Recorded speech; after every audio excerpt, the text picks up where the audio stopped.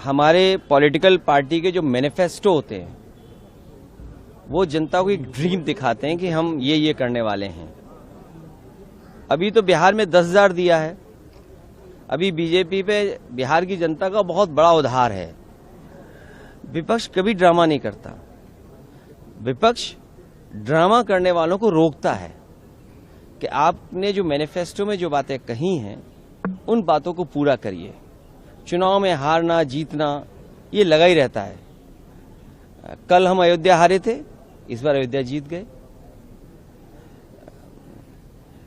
जो बुनियादी सवाल है, लोगों की जान जा रही है, लोग भाग रहे हैं, एक दूसरे से पूछ रहे हैं।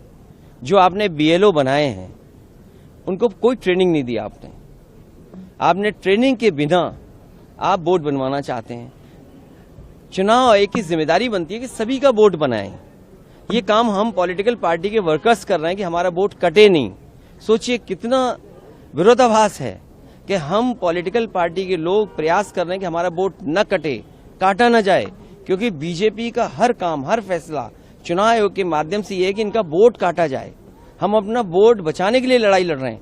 ये रिवीजन किस बात के लिए हो रहा है? रिवीजन इसलिए हो रहा है कि बीजेपी की कैसे मदद की जाए, क्योंकि जो लोग हार गए चुनाव में वो रास्ता ढूंढ रहे हैं कि चुनाव को कैसे जीता जाए।